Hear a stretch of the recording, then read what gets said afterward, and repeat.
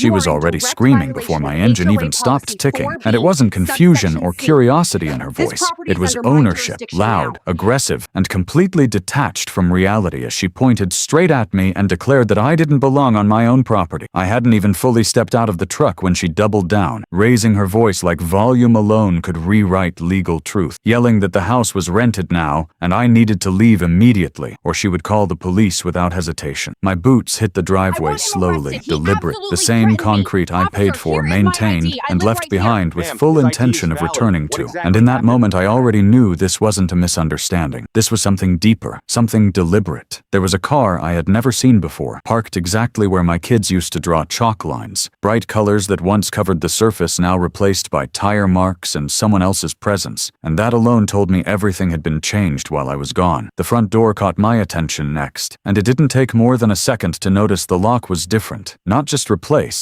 but installed with confidence. Like whoever did it believed there would be no consequences. My eyes shifted to the mailbox, and that was where the disrespect became undeniable. Because my name wasn't just missing, it had been overwritten. Her name scribbled across it in thick marker, like she was claiming territory instead of managing a neighborhood. I looked at her then, really looked, at the HOA badge clipped to her shirt, the clipboard held tight like a weapon, and that grin sitting on her face like she had already won before I even arrived. I didn't raise my voice, didn't step forward aggressively, didn't match her energy because I didn't need to, and instead, I asked the only question that mattered, the one thing that would expose everything if she answered it honestly. Who gave you the authority to rent this house? Before we move forward, drop a comment. Where are you watching from? She didn't hesitate, didn't pause, didn't even consider that the question might matter. She just laughed, loud and dismissive, and waved a piece of paper in my face like it was absolute proof that she had taken control of something she never had the right to touch. She told me the association approved everything while I was gone, said I abandoned the property like months of absence erased ownership, like service meant surrender, and the confidence in her voice wasn't just irritating, it was calculated. Then she stepped closer, invading space like she needed to physically reinforce her authority, and I could smell coffee on her breath mixed with something else, something cheap and artificial, like confidence built on assumptions instead of facts. She leaned in and said, "Deployment doesn't freeze HOA rules," like she thought that sentence alone justified everything she had done, like rules could override reality if spoken firmly enough. Behind her, I caught movement through the window, a man standing inside my house, my space, and the look on his face wasn't arrogance or confidence. It was uncertainty, like he knew something about this situation didn't feel right, but he didn't know where he stood. He looked at me, then at her, then back at me again. And in that moment I realized he wasn't the problem. He was just caught in the middle of something bigger than him. Karen saw his hesitation too, but she didn't understand it. She misread it completely, thinking my calm was weakness instead of control, thinking his fear validated her position instead of exposing it. She pulled out her phone without another word and dialed immediately, speaking loud enough for everyone within earshot to hear her version of the situation, telling the officer there was a trespasser refusing to leave HOA property, like she had already rewritten ownership in her head. The patrol car arrived faster than expected, lights flashing, engine idling like it was ready for a scene, and she stepped forward the second the officer got out, pointing at me like she had caught someone in the act instead of confronting the actual owner. I handed over my ID before he even asked, calm, steady, no hesitation, and he took it, glanced once, then again, and something shifted in his expression, subtle but real, like a detail clicked into place that didn't align with what he was being told. Karen didn't notice that shift. She was too busy talking, layering accusation on top of accusation, explaining eviction timelines, fines, procedures, and board authority like volume and repetition could turn fiction into fact. I looked past them both at the house and saw the flag in the window, folded wrong, displayed like decoration instead of respect, and that detail hit harder than anything she had said so far. My jaw tightened, but I stayed still because reacting emotionally would only slow down what was about to happen next. The officer cleared his throat and said my name was on the deed, and that was the first real crack in her control, but she snapped back immediately, rejecting it like reality was optional, shoving her papers forward with hands that were starting to shake, just enough to notice. He didn't even take them, just asked me where I had been, and I answered simply, overseas, no elaboration, no explanation, because the word carried enough weight on its own. His radio chirped quietly, and Karen tried to laugh it off, calling me a liar, insisting I disappeared, insisting everything had been done legally, but her voice didn't land the same